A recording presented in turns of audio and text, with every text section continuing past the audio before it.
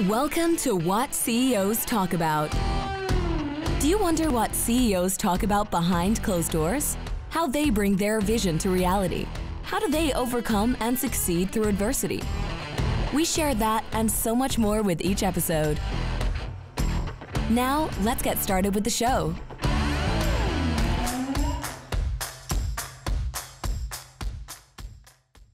Good day, everybody. My name is Martin Hunter. I am the host of What CEOs Talk About. And today, our guest is Mr. Nigel Bennett. So this is going to be a firecracker. Nigel has got his own podcast as well. So he is the founder, no longer the CEO of Aquaguard Spill Response, because he handed that over to somebody else. He's entitled to it. He's earned his stripes.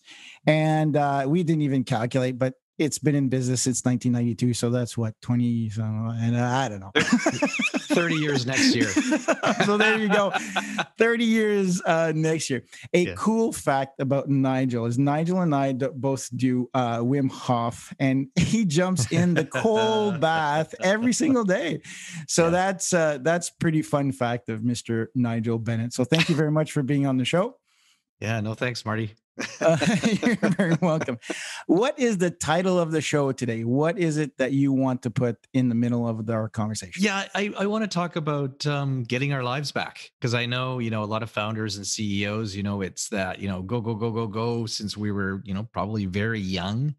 And at one point or at some point here, it's like, how do we get our lives back? How do we get back in control of our lives and get off that crazy adrenaline treadmill, which has can have massive adverse effects on our health and our relationships, especially our relationships. So absolutely. Now, in the pre-show, Nigel said something that was really cool, and I really want to exploit that. Is the difference between founder and CEO. So I think that. So tell us, when you said that, So you're a founder, then you become CEO. Now you're no longer CEO because you can afford it, and now you're founder back again. So tell us what's in your mind when you say change hats. What's the difference between a founder and a CEO? Yeah, it's in the early days, you're a founder. You start a business, you're a founder. I mean, there's like 2 or 3 of you, and you're running around like your chickens with the head cut off, and you're a founder. You don't think of any, you don't think of being a CEO or whatnot, because you're a small company, and until you get to a bit of a critical mass. And there's always a point. There was a point for me where a buddy of mine, he was actually in the Canadian Football League, CFL. And he was a lineman. He was huge, 330, 340 pounds. Name's Trevor Bowles, played for the Edmonton Eskimos, has a couple of Grey Cup rings. And he had joined this organization called the Young Entrepreneurs Organization way back. And he was watching me. He was a friend of mine. He was watching Nigel run around, with his business. This is back in I started in 1992. So it was probably 1994, 95, 96, somewhere around there. And he just grabbed me by the scruff of the neck, and he says, literally grabbed you, literally lifted me up with one arm, with one finger. And he said, dude, what are you doing? And I'm like, well, what do you mean? I've got this. He says, I see you, you're flying all over the world. One day you're in Malaysia and Singapore, and you're gone for 6 weeks. And how old are your kids now? Like, 3 months and 2 years old. And I'm like, yeah, I got to get this, this business going. And he said to me, dude, there's this group called the Entrepreneurs Organization that you really need to join and get into a focus group to help, get your shit together, because you'll burn out at doing that for 5, 6, 10 years or whatever.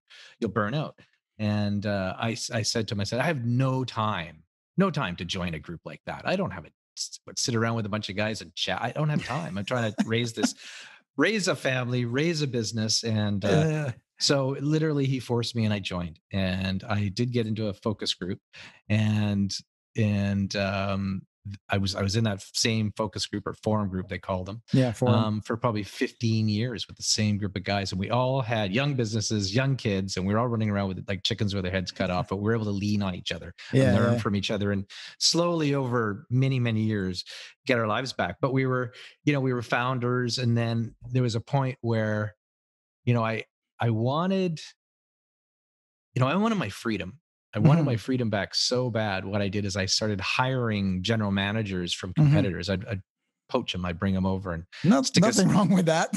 which a lot of us do, because I wanted to step out. I wanted my life back, right? And so I grabbed one, and he lasted about 5 years. And he's general manager, managing director, CEO, whatever you wanted. Kept changing the name.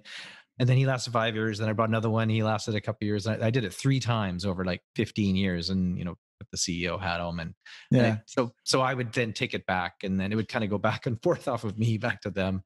And but yeah, we're just switching it up so much over so many years. But ultimately, I wanted my life back, and that's the key thing about the difference, I believe, as founder and CEO, is because a lot of people think that because you're the founder, you have to be the CEO.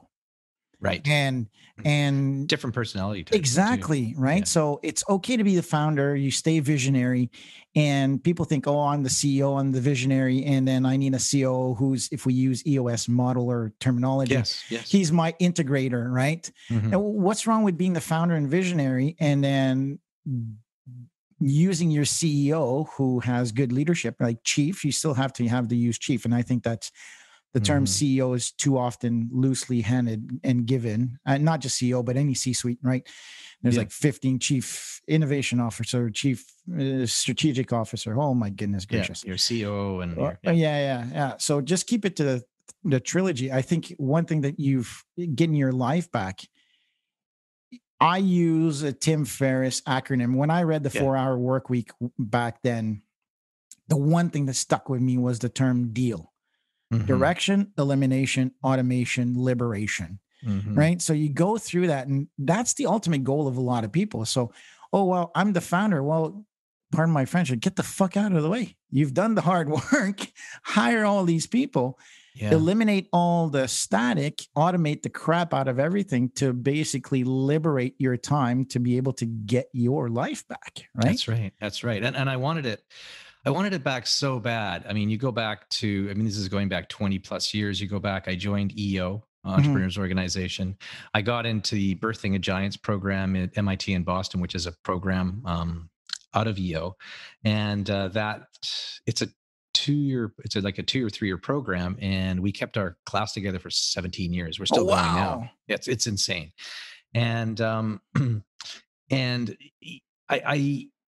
I never forget also the very first time that I went there. And as a founder, I'm dyslexic and I got ADD, and driving up a driveway at MIT at this off-campus, beautiful old England home, which is now a conference center, and all these limos and everything, you're pulling up with all these business leaders getting out. And I drive up, I think I'm probably in a taxi, and I come up the driveway and I'm ready to vomit on the I'm ready to just, because I just feel I do not belong here. I do not belong here with all these geniuses.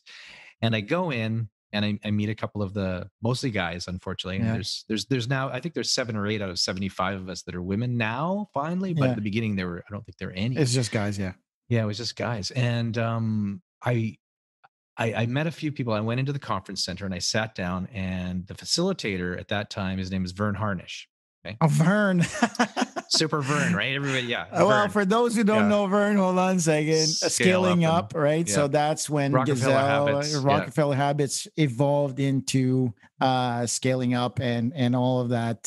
So no, sorry for interrupting. I think no. So Verne, I don't know who the heck this Verne guy is, right? He walks into the front of the room, and there's 75 of us. Everybody's like, "Oh, it's Verne Harnish." I'm like, I don't know who is he? And he's like this god that walked in. It's like Michael Gerber from the E-Myth or somebody, or Jim Collins or whatever from it's a great, walking into the room. I didn't know who he was. And his first question he asked, I never ever forget it. It was like, he said that, "Okay, guys, how many of you guys out there have a coach?"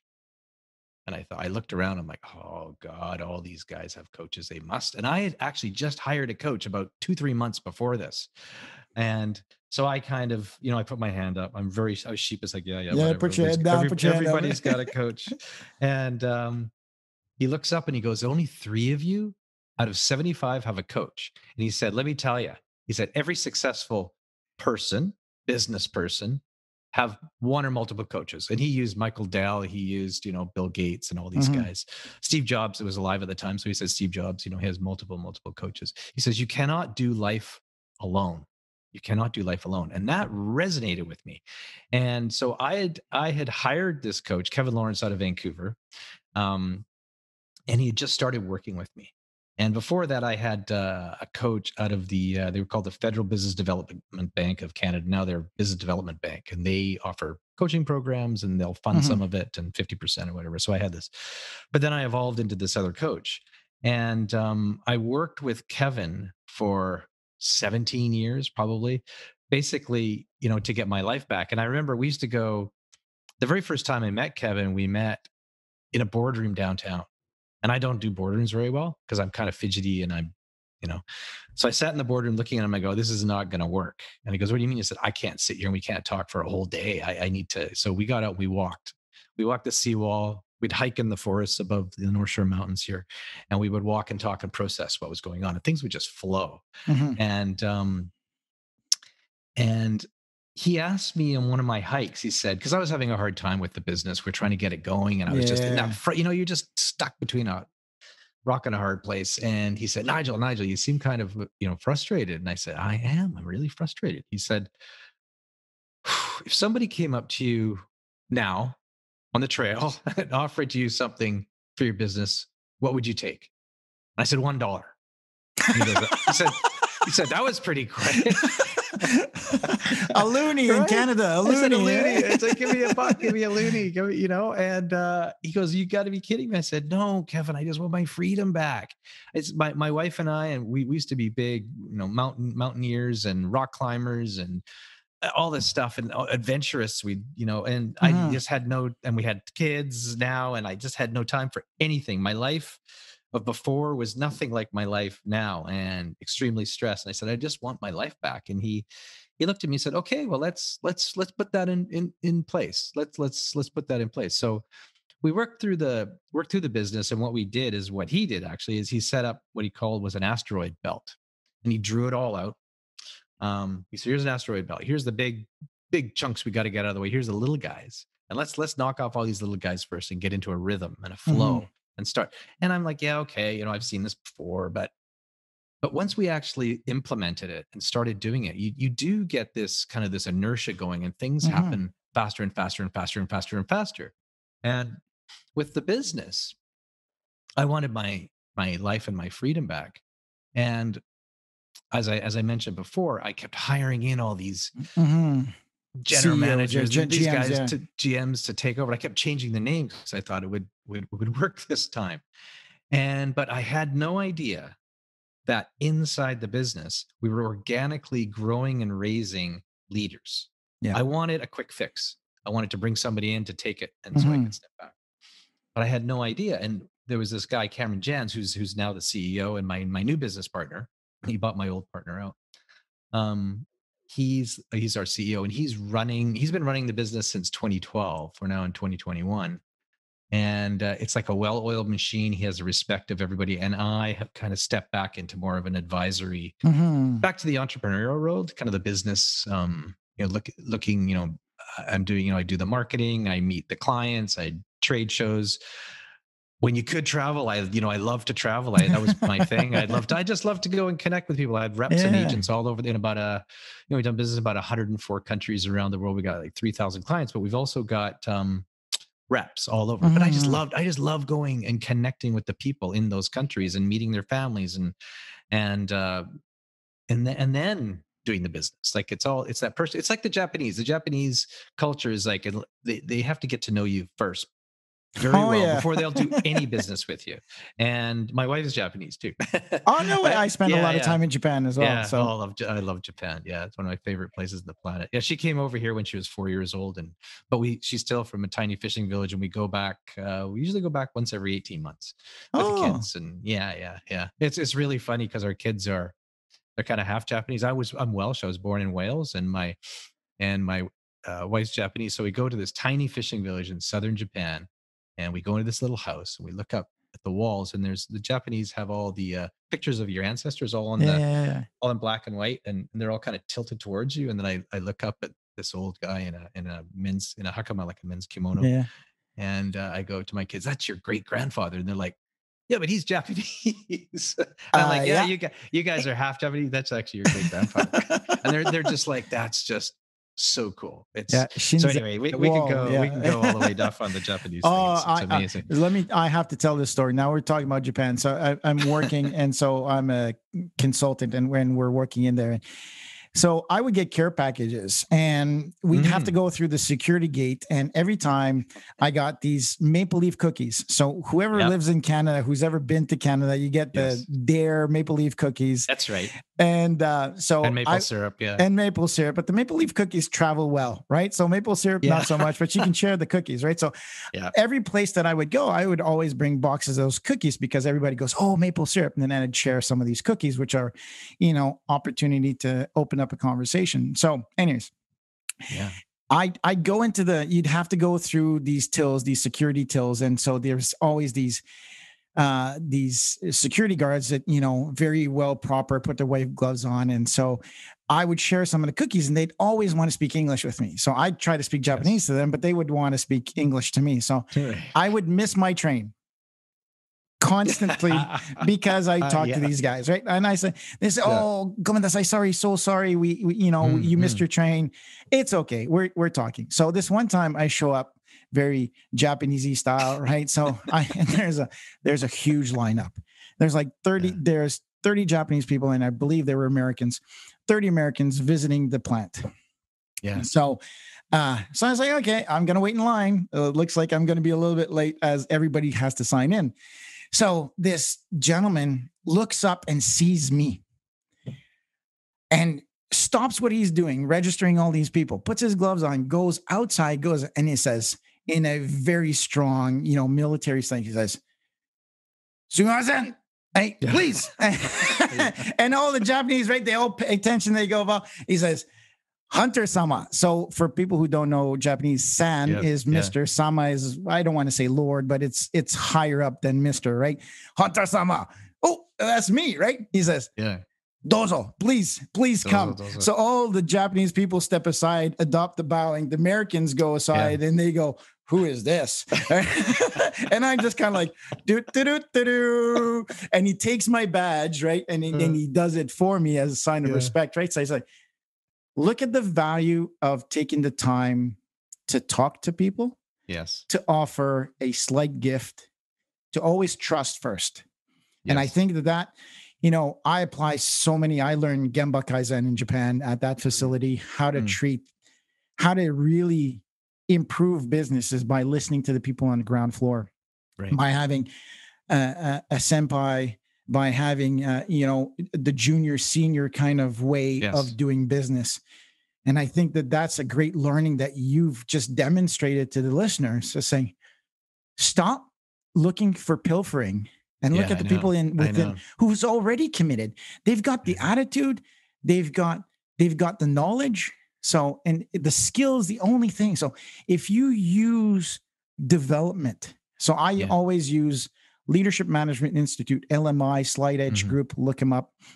The guy that did LMI is the one that coached 7 Habits. So take a look at LMI. It's a great way to really build the wheel of life, those 6 facets of life, and really get personal productivity and personal leadership. Was that Steve Covey? Is that?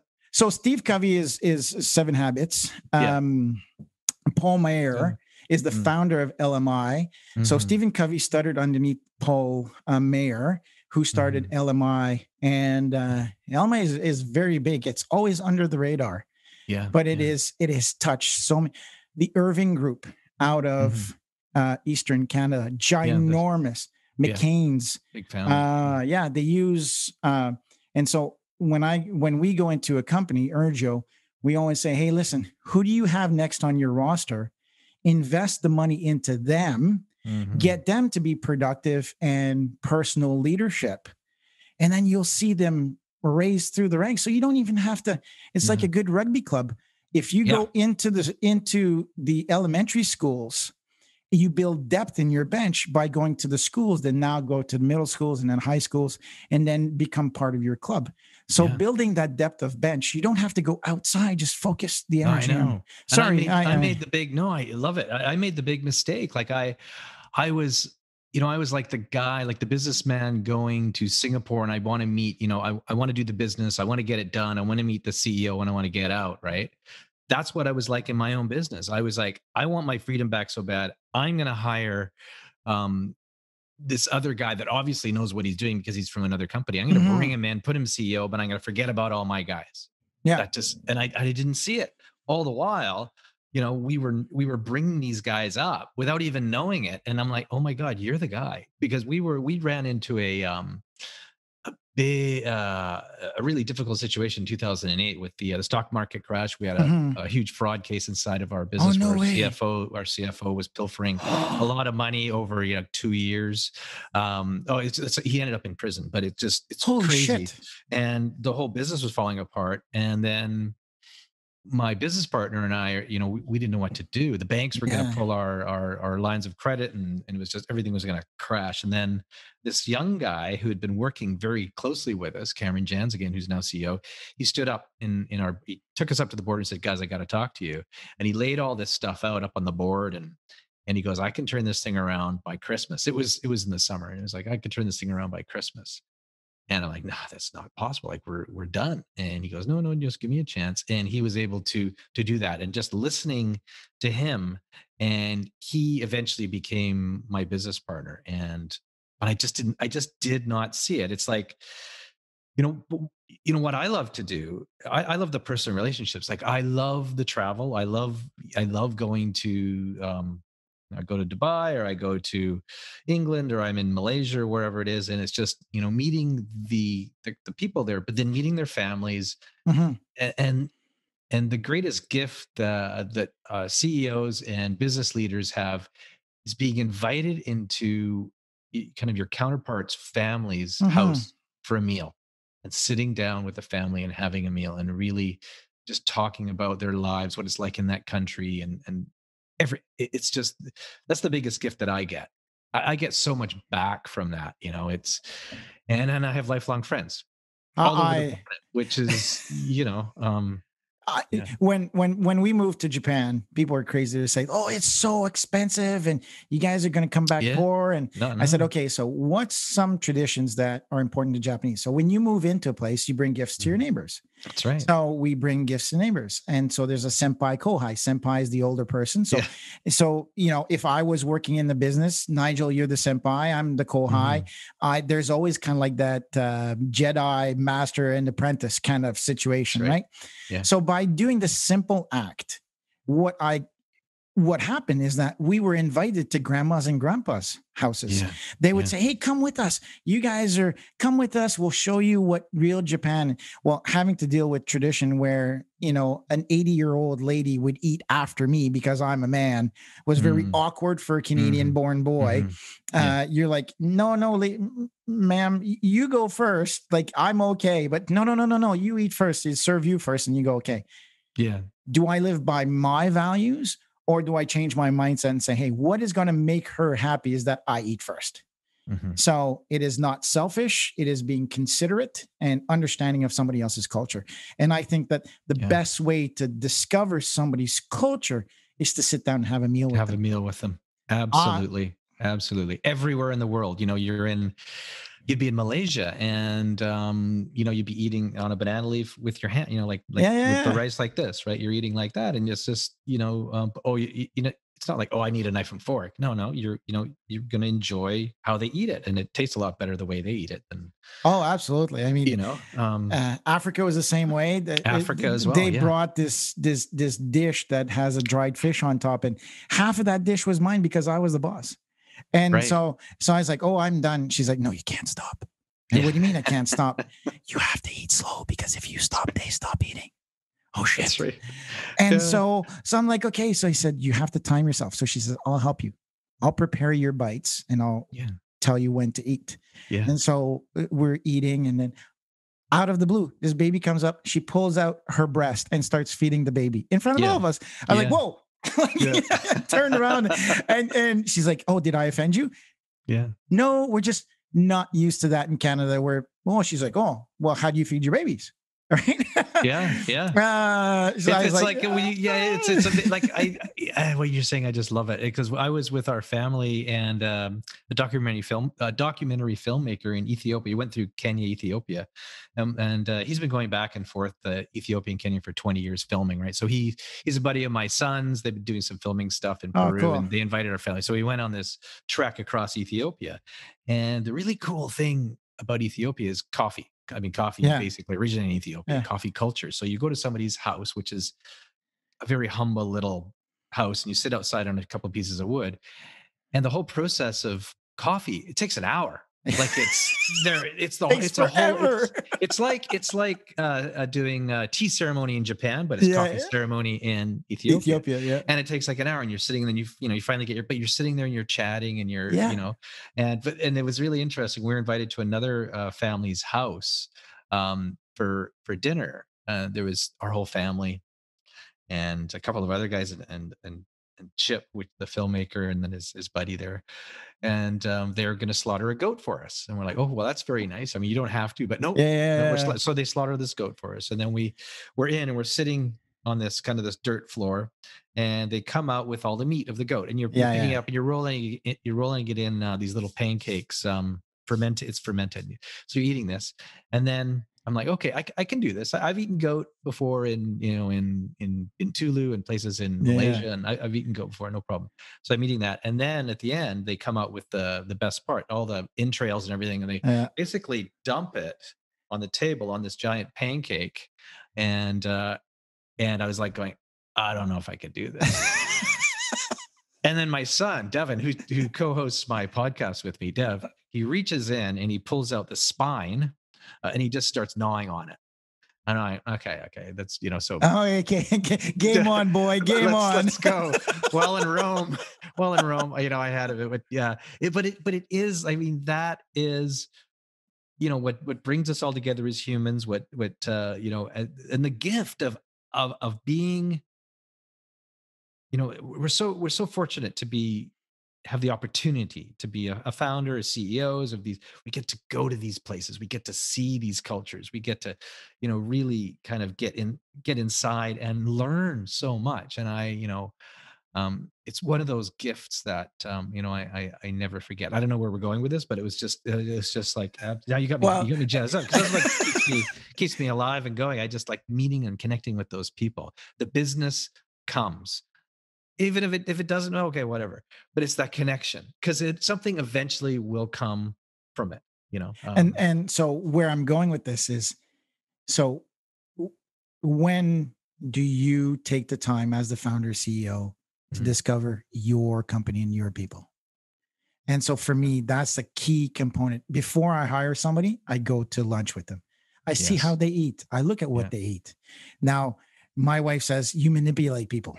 Yeah, kind of. But I want to see what I hire slow and fire fast. I want to make sure that they have the right attitude first. People hire backwards. They go, what's your knowledge? Sure. What's your skills? And the attitude is the last thing. They say, oh, are you a fit? Well, pardon my French again. Fuck that. Figure out if they fit first. Yeah. Skills. Yeah. Skills can be improved. Knowledge of the industry. But knowledge of the industry is fine, but they don't know you can't say that they have knowledge of the business because they're not in your business. Yeah. So you can't judge that. Say, well, what have you applied somewhere else? Well, if you take the time to have one-on-ones with everybody, which I do continuously as a leader. Yeah. What do you want to talk about? And so, oh, well, there's no formal agenda. Kinda, but my agenda is to find out more about you. I want to know the name of your kids. I want to know what school they go to, what makes you tick, because the relationship is, like you've mentioned, Nigel, is the foundation of every good company. Yeah. And so if a lot of CEOs and leaders and founders want to travel the world, are you using the same methodology to discover your own business? That's right. Are you treating? I mean, when I look at with a resume or CV or whatnot, I look at the last page. I look at what are their interests. You know, have they traveled? I spent a year and a half backpacking. Through Cambodia or somewhere. Okay, well that means they got a little bit of oomph to go into, or Myanmar or somewhere. Yeah. I'm a big mountain biker. I'm a rock climber. Whatever it is, that shows a lot about their personality right there. I agree. I agree. And reading what books they've read, what they like, all that. That's the stuff. I mean, anybody can go and get a university degree in anything, but it's that last little bit. I went and taught my daughter. I went and taught skiing in Japan for a year, which she did last year and got stuck to. On her resume, that looks. I mean, for somebody looking like, oh my gosh, she's got the gumption to go teach skiing in Japan. Something like I look for stuff like that. Yeah, absolutely. It's that out of the box. That's person that's got that little extra oomph that's going to, being able to work ourselves out of a tough situation because they've had to do it in reality. So and I mean, for me, that when you think about relationship and getting your life back, that's what for me, COVID has been very hard. Right. For a guy who's used to being on the plane, who's used to being in front of other clients, who's used to being with his team, being stuck at home in my office. I love my wife and kids. Don't get me wrong. Yeah. Having spent 8 weeks at a time in different countries and continents, right? The only place I haven't lived or worked is Antarctica by choice. Because there's been a few job offers and I was like, no, thank you. I'm not interested. I'm not going to put anybody in on the Antarctic continent. So with that being said, me being at home, being able to build and great thing that we have Zoom and all that good stuff, but it doesn't bring that connection. I've made friendships though with people through Zoom where I don't even know. Matt Newman is a good friend of mine now through a company that we work with. And I've never met the man. I don't even, I've asked to ask him, like, how tall are you? Because I have no idea from Zoom. So the point of getting your life back, I think is, especially for me, is I miss the relationships. So for me and I think that as a founder and CEO and Nigel, stand up and contest this if you feel or challenge. But I think that we get so caught up in the business. Getting your life back is part of staying as the founder of you've leveraged. Being an entrepreneur at the start is leveraging human resources.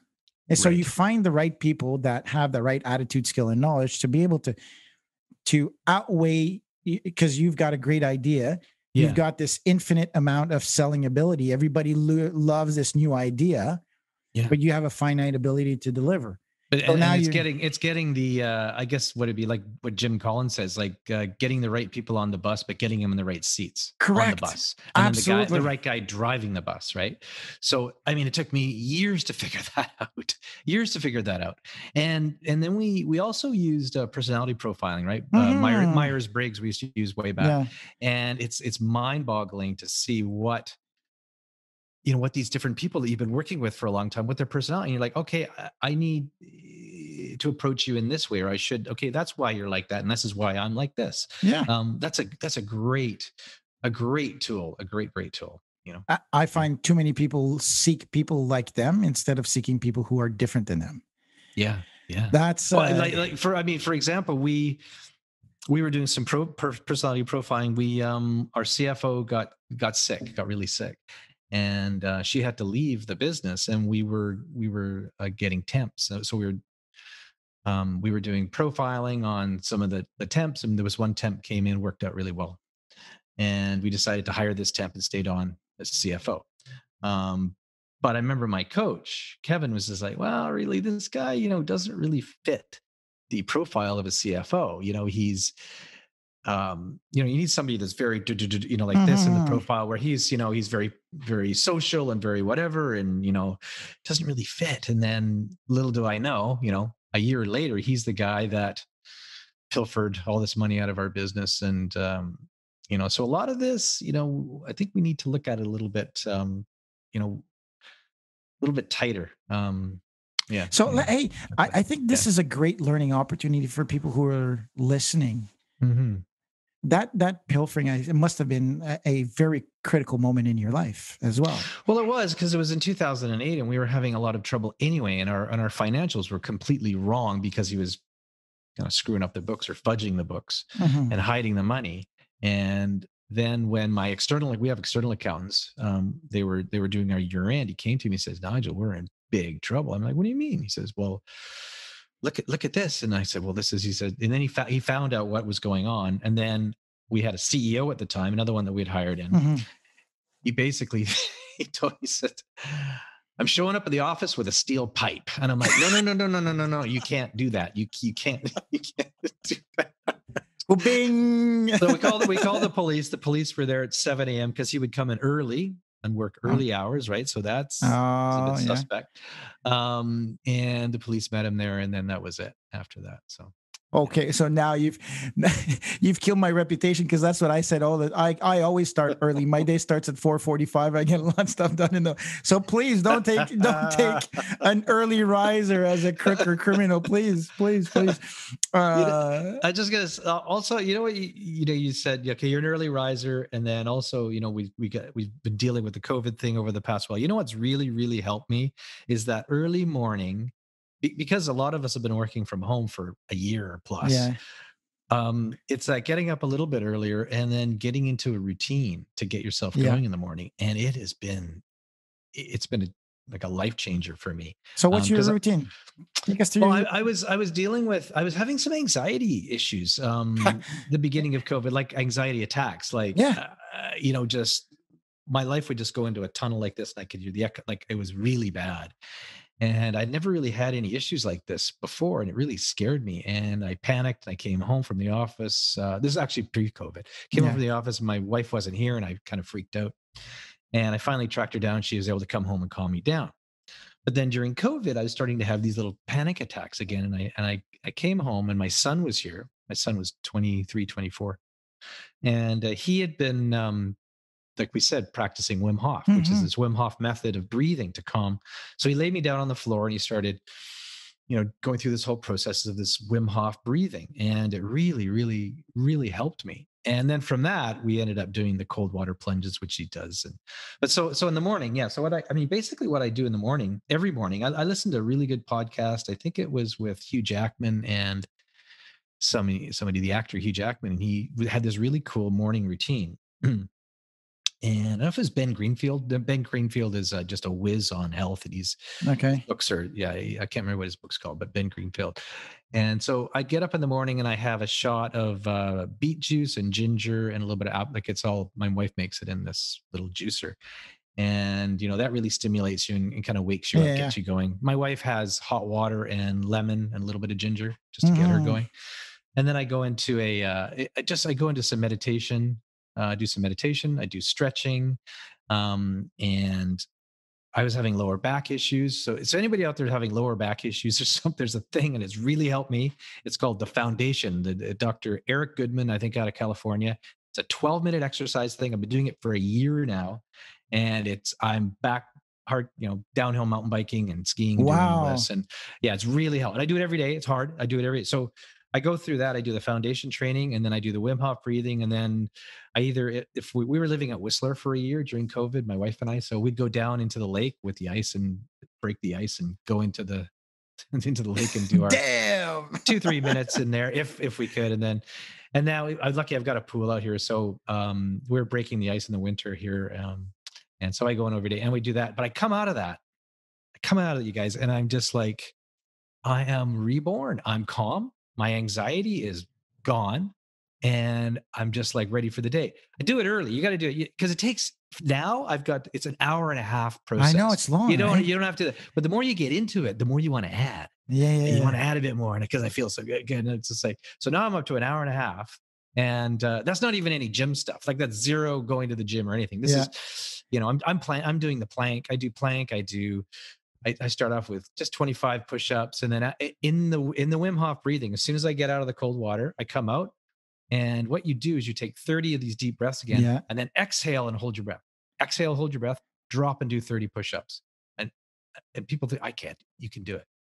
So I do 30 more. It just grows. This thing grows. Goes. I could not what are believe. you doing? Yeah, what are you doing? Yeah, so everybody makes fun of me. They go, "You wake up at 4:45." I said, "Yeah, well, you are. Yeah, that's crazy." I wish I could wake up at 4:30 because I've taken on stoicism. Like I'm with you, so I'm dyslexic, so I've always had a chip on my shoulder. Yeah, and so with that being said, tried a few things, but stoicism is a very practical approach to, what will I do today that is just? What will I do today that is courageous? What will I do today that is tempered? What do I do that is wise? And I journal that. I say, I pick 4 questions and I say, okay. And then at the end of the day, I go, what did I do that was kind and courageous? And so I set the mark up. And when I don't journal, when I don't get those monkeys out of my head, man. Like very this powerful. morning, Journaling is extremely powerful. Yeah. I woke up this morning and like I'm 50 years old. I should I'm handle 59. this. Yeah. I should be able to handle this. And yet I know. grown men, successful men still have anxiety. There's nothing. And I think it gets worse. Like for some reason, for me, it's gotten worse the older I've got, which is really, and for me, it's just I don't understand it. What's going on with me? I've always been this, rocker Gibraltar type thing. And now I'm kind of like, down to this, and I'm panicking, and I'm running home, and my wife's, holding my hands and making me breathe. And what is this? Yeah. But with this routine, like you said, with this routine in the morning, I've been able to control it. I was having a bit of a funny day yesterday, just for a couple hours, which was I hadn't had for months, but it's really, really powerful stuff. And I think with CEOs and founders, it's very high energy, 24-hour job. It's just so important to get into that routine. And for me, it's morning. And you can do it in the afternoon. I just think it's more powerful as soon as you wake up. A buddy of mine lived in Thailand for many years, and he would get up and he would do 2 hours of this Thai style of breathing at like 4 a.m. until 6. Like 2 hours of this, just sitting there breathing, meditating, breathing. And I thought he was kooky. But now I've started doing this meditation, breathing, and I'm like, it's so powerful. It's so agree. Powerful. So I get up, do the biological thing, brush your teeth, hit the can, put my contacts in, and then I walk the dog. So we live in a part of Vancouver called Port Coquitlam. So we have the heights there. And so we go down up the river. And so I walk for about 45 minutes with the dog. Yeah. First thing in the morning, a little bit later in the wintertime, but now is bear season. So we it is there. Yeah. They're right so I walk for about an hour, come back. I have a ski erg and a rower at home. So I do interval training because I have tight vessels, heard there. So my vessels are not as flexible through birth as so I have high blood pressure, though I've managed it through nutrition and exercise. But if I don't exercise regularly, then I have to take a lot more medication. So it's nothing that I can change physiologically. The vessels in my body are just so actually that is why I take the beet juice and ginger first thing in the morning, because I have high blood pressure. And it's a really, really good natural way of controlling blood pressure. So the beet juice and the ginger. Yeah. Cool. So sorry, go ahead. No. So I do my exercise, I sit down, and that's when I do the breathing. And for me, the Wim Hof, I couldn't believe it. He's like, you'll be able to hold your breath for a long time. So on the exhale, so that's good. Then when I inhale back, I've kept my breath for 4 minutes. I know. 4 minutes. It's insane. There's no way. I just walk around. I clean up the yard. I clean up the stuff that's in the yard, and I take my mind off of it. But I just walk around, and 4 minutes. Like I timed it, 4 minutes. Now at the 4 minutes, I'm struggling, but still, hold your breath for 4 minutes. It's that point where you've got your breath. And you get to, I gotta breathe. But if you can just relax, just get past that, you can go for another couple minutes. But you don't at that point, I gotta breathe right now. I gotta breathe. No, just wait, and it'll pass, and it passes, and you go around. It's that fight or flight. It's the human fight or flight. It's like it gets into fight or flight. If you can control your fight or flight, that is what anxiety is all about. It's that fight or flight, right? Yeah. But if you're able to control that, it helps with your anxiety, and it's the breathe. It's just all this stuff. So Wim Hof, and then Laird Hamilton, the big wave surfer out of Hawaii. He does all this, and they have this training camp in Hawaii. But what those guys are crazy. They have these those exercise bikes where you're actually going like as fast as they can, like they're getting their, up to their VO2 max, and then they have the swimming pool there and they just fall into the pool and they're holding their breath like at that. And he says it's the most difficult thing because your body's just going full blast and then you're holding your breath. I want as much oxygen, and you're not letting it. But the training, I mean, we could go off. There's a really good book. I just read it. I listened to it. I think it's called Breathe: The Lost Art of Breathing. I can't remember the That's the all right. name. The team will figure it out. It's an incredible book, and it brings us back to nose breathing and all this stuff, and anxiety and health issues, and it all comes down to our breath. And I mean, all about this. It's No, I'm just learning. I'm just learning. And this is what COVID has done to me. I've learned all this stuff, all this really cool, amazing stuff that's more about working on the inner, me, as opposed to all this crazy shit going on the outside. It's like, okay, I think this year that we've been locked down, it's kind of forced us all to come home, spend time with our families. And that's what I found too with, a lot of my buddies in my class in Boston, the high percentage of the class, divorced and kids hate them and blah, blah, blah, blah, blah, where it's now this has actually brought us all back. And hopefully there is I know it drives us crazy at times, but that connection, and our kids will never forget this year they got to spend with mommy and daddy as opposed to in a daycare or whatever it is. I think that's going to be huge for society. That little break that we had there. Yeah. That's almost full circle when you think about getting your life back. What's important, right? So yeah. And I really like what you said. About in the morning you kind of reflect and you journal and then you give thanks and whatnot and gratitude. And I think that and the gratitude. I think we get so busy we forget about that. And I think as CEOs and entrepreneurs and founders and that it's our duty at some point to give back, to give. And I remember I never forget when I was really young, I was right out of high school, and second day after I was all hungover and I was on a flight to Venezuela because my dad had a consulting company where we're doing environmental mapping around the coastline. Oh, sweet.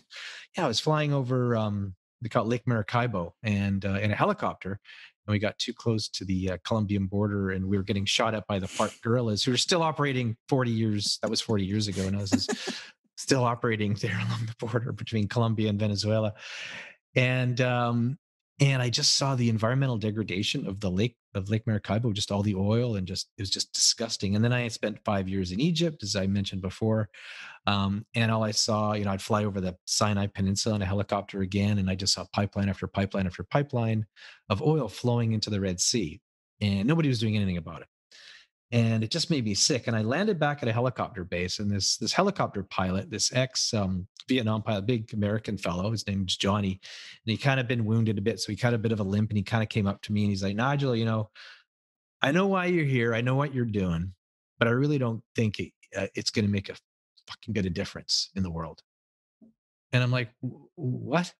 Like I was in my early 20s at that time, and I said, I'm mapping this and I'm observing the pollution so we could help remedy and hopefully change it. And he says, I really don't think it's going to make a difference. And he says, nobody can see it. People are living in Cairo, 300-400 miles away, and a lot of them can't even feed themselves. So why are they really going to care about what's going on in the Red Sea, the pollution in the Red Sea? And that stuck with me for the rest of my life. So that, I came back, and my father got thrown in jail in Egypt when I was there, and I had to escape out of the. It's all in my. I wrote this book. It's all in my book. So, yeah. And so what is your book? What's the book? It's called "Take That Leap: Risking It All for What Really Matters." So, what really matters in life. So I got out of Egypt, and he eventually got released 6 months later out of prison, and I that resonated, and so I ended up breaking away from my father. We kind of didn't quite see eye to eye on some ethical things. So I took my sister and we left, and we formed Aquaguard Spill Response. And I had so many clients that I had met in all these countries, because I was in Venezuela, I was in Brazil, I was in Egypt, I was in Malaysia and Thailand. I was all over the world as a young guy for 10 years. And I met all these people that really needed help. They needed help. They said, God, could you design this? Can you do this? So I came back to Vancouver, and we had this little company, and we started designing products to help these people with spill containment and spill response and recovery of oil spills. And that's always been with me, is like, making a difference somehow, making a difference with our businesses, leverage. And I'm so fortunate. I've, like I said, we've done business in like 104 countries around the world. And I have this incredible platform of people, and just to leverage that to do good in some way, to take part in, an orphanage, or help in an orphanage, or help with some water program. I was talking about getting my life back. So I was able to set up the business to run without me in 2012. Ended up buying out my ex partner, and the new CEO came in. He took his share, so he's now running the business. And then about a year later, I took off and I traveled for a year with my family around the world, and we went to all these different incredible countries, and met remarkable people that we still keep in contact today. And that's basically what I wanted. My coach asked me, we'd gone through the asteroid belt, we've knocked off all the asteroids, and there was one asteroid still kind of floating there. And he called me up. He said, "Nigel, there's one more thing on your list." And I said, "Oh yeah, well, what's that?" He says, "Well, take your family and travel for a year." And I said, no, that's not possible. I've got so many responsibilities. What are we going to do with the dog? Got my business. It was mostly the dog. It was all about the dog, actually. To be honest with you, it was all about what are we going to do with the dog. Forget about the business. And he said, no, I'm serious. That's what you have on your list. That's your ultimate goal. That's what you want to do. Set the business up to run without you, so you could take a year off and travel. I'm like, okay. Let me ask my wife. So I asked Reiko. And I said, "Reiko, do you still want to do that?" She says, "Absolutely." So Kevin, my coach, Kevin Lawrence, said, "Okay, let's put it together. Let's get this thing going. Plan it out. Yeah. Plan it out." And it wasn't even much planning. We just decided to go. 3 months later, we were gone. And we were away a year. We started off in the UK, and we ended up, all over in the Middle East, and then all over Asia, and then down through South America. And but the crazy thing was, it was so easy for me to make up all these excuses that why I could not do it. So many, like, I can't, but when we did it, it was so easy. It was so easy, especially with technology. And now I look back with what has happened at COVID. I'm like, I can't believe it. We actually did that. And it's so much more difficult you can't do it right now. And it'd be so much more difficult even after COVID. So it's almost like taking that lead, just do it, just get out there and do it. I mean,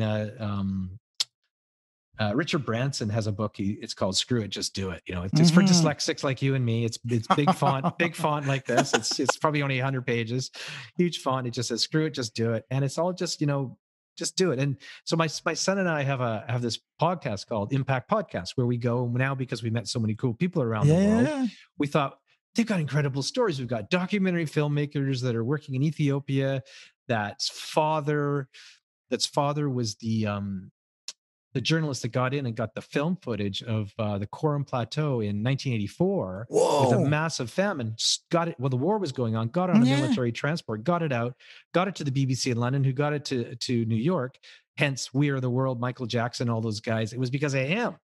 Wow. And we're interviewing all these incredible people with these amazing stories around the globe that we just so happen to come across, because it's like taking that step and just screwing it and just doing it and just going and do it. And I can't remember what point I was trying to make here, but for me, that as I'm listening to you, I think, getting your life back doesn't have to mean that you actually have to let go of your business. So people tend to say, well, it's the business, it's the family or the business, it's family or business. So where I say, no, everybody's got the same. So this comes from, when I was in the Army, there's a warrant officer before I left the Army. He says, "There's 3 things that are important to life, young man." I was like, "Yes, sir. What are they?" Yeah. He says, "Your health." Yes. Number 2, your family. And he says, number 3, every fucking thing else after that. So I was like, oh shit. So everybody thrives for the same thing. Businesses.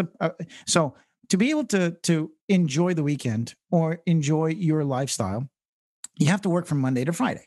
So if you don't work from Monday to Friday to make money, you don't have money to spend or to do on the things that you want to do. And so the reason why you work, 48 weeks out of the year, so that you can have those 4 weeks off, so that you can enjoy the things that you want. So there's profit, but there's also sustainability. Right. And that comes from having done behavioral-based safety and security for a long time is safety does not come first, because without money, there's no safety. So it's about safe production. Right. So how do you work safely so that you can sustainably come back to work every single time? So that word becomes prosperity. Yeah. And that getting your life back is having a sense of prosperity in your life. Prosperity and abundance. Yeah. Correct. Exactly. Yeah. And you have to work smart. And that I had a bit of an issue with my old business. So my old business partner, he was a genius, right? He was a very smart guy. He was the design guy. He was the engineer. We both went to engineering school, but I wasn't, but he really was the engineer, and he would design everything, but you keep him locked up in his back room, but he would come in, he would clock in and clock out. I couldn't work that way. I'd work on weekends. I'd be in Malaysia. I'd fly out. I'd work crazy hours, and then I would take off for a week on a rock climbing trip down to Yosemite or whatever. Yeah. And it was all working. I look back and I don't know. I didn't think it was working smart, but I think I would go away. When I was away, that's when I recharged. When I got out of the bee's nest and the day to day, and went rock. My thing was adrenaline sports, so I go rock climbing or whatever, and I would come back and I would go, oh my God, that's how we can do it. If I stayed in the office, I wouldn't be able to figure out the problem. When I went away, I came back refreshed. I call it in my book, I call it the doorknob effect for me, because every morning I would come to my office, I'd stick out my hand and my door would be vibrating. I could feel it, because I know as soon as I open it, I step through, it's going to be chaos. Nigel, I need this. Help me with this. Can I do this? And it was just, I lived for years and years and years in this freaking bee's nest. And it was just so difficult to manage, but the only way that I could manage it was I would take off and I would have those breaks and I would come back. Well, that's the creativity, right? So we work with so many visionaries, and they're not, I don't want to call them CEOs. Some are CEOs, so many visionaries. Then they go, well, how about innovation? Because when you think about, when you break down a company, it's easy. You say, how do you govern the business? That's number one. How do you grow the business? How do you operate the business? How do you get paid for that idea? And in growth, you have innovation, marketing, and sales. So that innovation, being creative, doesn't come from 9 to 5, from 9 to 10 on Monday or Tuesday morning. So I tell these guys, I say, and girls as well, say, hey, when you feel the urge to be innovative, tell everybody to piss off, saying, I'll be back. And go lock yourself up, go do something if you have to leave. But that's how you have to build a business where it has to be able to sustain itself without you, so that you can be liberated to be innovative. And that is critical. And sometimes, some companies, we kind of give and take. I say, okay, take Friday, and Friday is your innovation day. Try to do things that get you going. So one guy says, I love to go mountain biking. Well, then make sure that you go mountain biking once a week, because it is business essential. Yes. It is business essential. Totally agree. That you need to be creative. And if your creative vector or medium is mountain biking, but then, God damn it, you keep your phone close and you press, when you've got a smart idea, you write it down, you talk to it, whatever. You write it on your hand. I ride a lot too on the North Shore Mountains here, and I take off, and I used to ride a lot with a group of guys, but I ride now a lot on my own. I just go, cause it's hard to get people together. So I just go for an hour or 2 hours. And, but I have this, and I have my, it's there, and I just have my voice, cause that's when stuff comes up. It's like the answers are out there. It's out in the bush for me. And if you're in the chaos of the office, it's just like goo. It doesn't. But as soon as you get out, things pop. And I bet I look at Yvon Chouinard in Patagonia. I bet all of his great ideas came hanging off cliffs in Yosemite and wherever, back at he's a climbing guy. But that's what happens for me too. It's just like it comes in the weirdest places, but usually when I'm out getting recharged and refreshed. Yeah, for me, it's when I walk the dog. People say, why do you walk the dog so early? Because I'm not awake. And number two is that, when you're in the shower, right? So there's this biological, that's how you're, absolutely. So when I'm walking, I carry my phone with me and I'm walking, and then, I was like, stop in the middle and I record and I go, Yeah. wow, this is a great idea. Maybe I should do this. So that's when you're rested most of the time. So, and that's like when Kevin and I, my coach and I, like I sat with him in the boardroom the first day and I'm like, this ain't going to work. So we started walking the Stanley Park seawall. Yeah. And it's just like the flow. Things just start, the conversation and the flow. Like he told me, he said, because we go hiking as well. We go up in the mountains here and we go hiking. He says, Nigel, whatever you do not tell any of my other clients because I'll be freaking exhausted. Walk and talk, all right? Walk and talk, hike and talk. And And the thing that you said there earlier was about the family, right? Yeah. I honestly believe that, no business crisis is worth losing your family over, because we have crises every day. Every day is a crisis. We live in a crisis. It's so easy to forget about, Johnny's hockey match or soccer match because, I got to work a little bit later. I got to get this thing. And then you do that enough. And then when your kids are graduating for high school, they won't even want you there. So it's that time. We got to spend the time with the family. People make fun of me because when something when somebody calls twice your phone, you go, okay, something's up, right? Right. So you answer the phone and you go, what's up? Is somebody dying? Yeah. And they go, no. Then why are you calling me? Well, what do you mean? Is somebody injured? Is it a safety situation? Is somebody hurt or injured? No. Fuck off. Send me an email, call me back. Yeah. Sort your problem out. You're a big boy, you're a big girl, you get paid a lot of money. Sort your shit out. Yeah. Okay. So, but there's something that really got to me with that was the guilt. I had so much guilt at the beginning, and I because I would take the time, but then I'd come back, but I feel the guilt. Yeah. Guilty. And then I sat down with because I took the year and I traveled. That's a lot, right? And my business partner, when I got back, we sat in the boardroom and it was all quiet. And he goes, there's a few times I was going to pick up the phone and just ream the shit out of you. But I didn't want to ruin it for you. I know it was your big goal and your family and all that. And I said, you know what? You should have occasionally, because I probably deserved it. But I got back and the business hadn't burned down. Yeah. Everything was fun and everything ran way better than when I was there, and yeah. We tend to stick our fingers where it doesn't belong. Oh my God. Yeah. That's what I did back in the early days when I was trying to find the CEO to take the business. We shared a big office, right? We were like, he was there in a cubicle. I was in a cubicle and guys were in the other room. But every phone call I would listen. Everything. I would turn around. I'd listen to everything, and I'd stick my finger in, and just got to get back. Just got to leave them be, and don't micromanage. It was, oh my God. Crazy. I mean, that for me, that prosperity thing is the key thing that I have to tell myself every single day, because that's, to come full circle on getting your life back. What did you give up in the first place? And I think that you've just identified it in the first place is, what did I give up? What did I give up? I gave up. And I see, I mean, sorry to cut you off there. No. This just hit me because I'm ADD, right? When I came back and I'm sitting at the boardroom table with Cam, my business partner, and he said, I could have picked up the phone and called you. And then I sat back and I said, yeah, I totally appreciate what you're saying. And I said, I don't know if there's a but there was but. Yeah. And we'll use the word because I think I was 50. I was probably 50 at the time, 54, 55 at the time. And he's not even 40 yet. And I said, Cam, what I expect is that hopefully you'll be able to set the business up at some point to run without you. So then you can take off for a year and travel with your family, or you can spend more time with your family, because that's the most important thing. I mean, that's what I expect. I expect that, you're not going to go and burn yourself out. And then, your wife's going to hate you and you're going to divorce and your kids are going to hate you.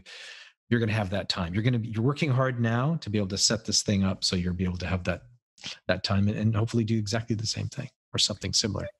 Having worked and lived in France, the one thing that most Europeans do, I'm just picking on the French, but they got to figure it out though. When you think about, you go every Sunday, it's dinner, lunch, Yeah. with families, and 11:30 you open up a bottle of champagne, you have a mise en bouche, and Yeah. everybody participates. And having done that in southern France, when you're eating under a fig tree, I know. there's just something very powerful sitting at a table with 20 other people where you're just laughing and drinking and you're sharing life. And and I think your point of getting your life back, I think the biggest message for people who are listening is don't wait until you're 50 or 60 to do that. I know. All right. Build it in all the way along. Yeah. Yeah. Build it in. One episode that is with Sebastian Nault, the founder and owner of Black Tie Property Services.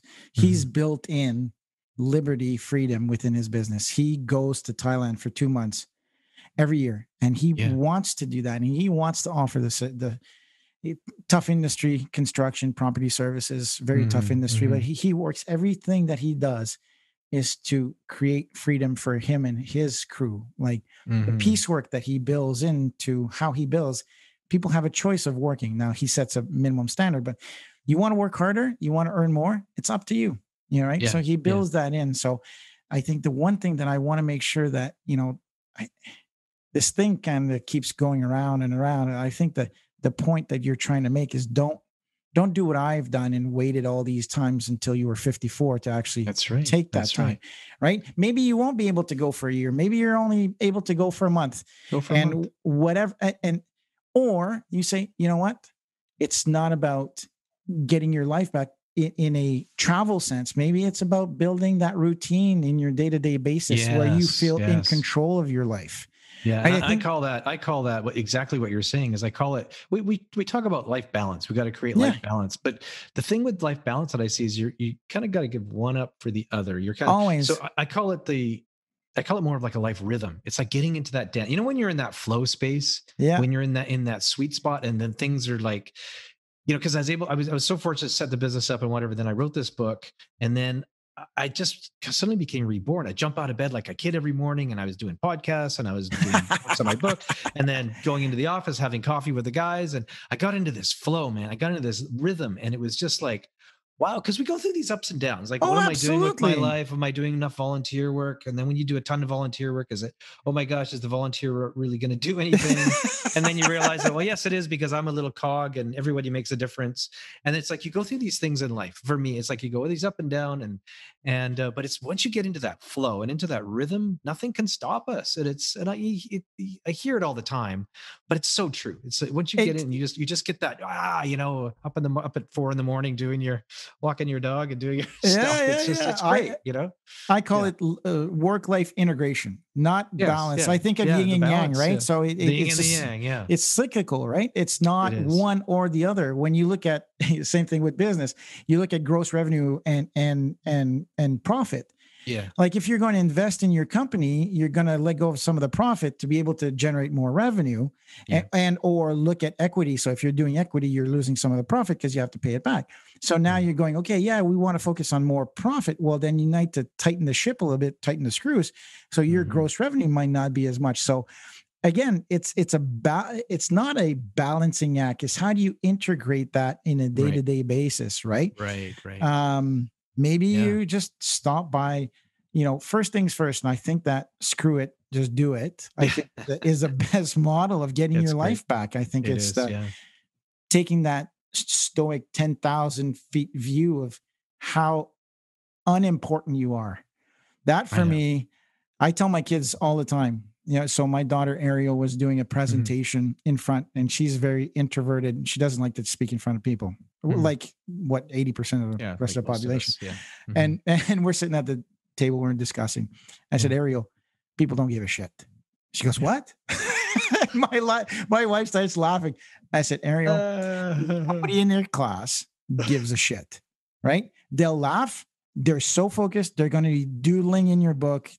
Unless you say something funny that's going to address something that's going to bring them, they're going to doodle because you're a teenager and you got the attention span of a doorknob. Like click, click, click, click, click, click. So don't worry about it. Don't worry about it. Yeah. And she did that. And she started laughing in the middle. And her teacher says, what's the matter? She's like, Mrs. McKenzie, can I tell you after? And so tell her after. Says, my dad said nobody gives a shit. Yeah. And so Mrs. McKenzie laughed. She's like, right. "Oh, that's a good coaching methodology, right?" And so nobody gives a shit. Same thing at rugby or field hockey. You miss a pass, you miss a goal. Nobody cares. Nobody cares. At the end of the day, it's like a bunch of buddies together at the end, and you're all, so as hopefully, a CEO, hopefully hoisting a pint somewhere if you're playing rugby. Yeah. Exactly. Really, nobody cares about you. If you're not there, people will figure it out. So that's right. That's right. I played hockey for like 10 years. I started when I was 40 playing hockey. Never played. Oh, wow. Yeah, I was kind of goofy. Like skate hockey, like ice hockey. Yeah. Oh shit! Hockey. Learning to skate at 40, man. Good job. Well, it was a beginner. It was called anklers because we were on our anklers, right? Oh yeah. And but we loved it, and I played for 10 years doing that. But then there was a guy, Dave. I played hockey with him for a bunch of years, and then he was, I don't know where he went. He's missing for like a month or whatever. Sitting beside me on the bench on 7:15 a Sunday morning was our ice time. It was brutal. 7:15 Sunday mornings. So he's sitting beside me on the bench. I'm like, "Hey, Dave, man, did you get injured or like you've been? I haven't seen you for a couple of weeks or whatever." And he goes, "Nigel, actually, no, I was away for 2 years." I'm like, 2 years? He says, "Yeah, I was at a boat and he took his family and he was sailing all around the South Pacific for 2 years." I'm like you said, nobody cared. Not that I didn't care, but I didn't notice. I didn't freaking notice. And he was living this incredible. And that's what I noticed that was really strange. When I came back, we lived a year away, pretty much a year away. And we had these experiences in every single place. And time slowed down. It slowed down. My wife, the most incredible thing my wife and I say about, what's the best thing about the trip? Did you see the Eiffel Tower? Did you go do this? Yeah. Well, yeah, I guess. Yeah, we did. And my favorite thing was because my kids were teenagers and they were sleeping. So we go down, we find a coffee shop, we'd sit for 3 hours and just watch the people go by, in Italy, we'd watch the old Italian guys sit with their coffee and sit in the old guys, and they would slowly disappear and go do their thing. And it was just the quiet, and it was just extremely, I can't remember what my point was going to be here, but again, darn it. It's okay. Just time, the extension of time. Yeah. The extension of time, everything just slowed down. And my buddy Dave came back from like you said, with your daughter, like nobody gives a shit. Well, it's just like nobody noticed. Like it was like, go do it. Like go freaking do it. It's like, and when I came back to Vancouver, I go into the office.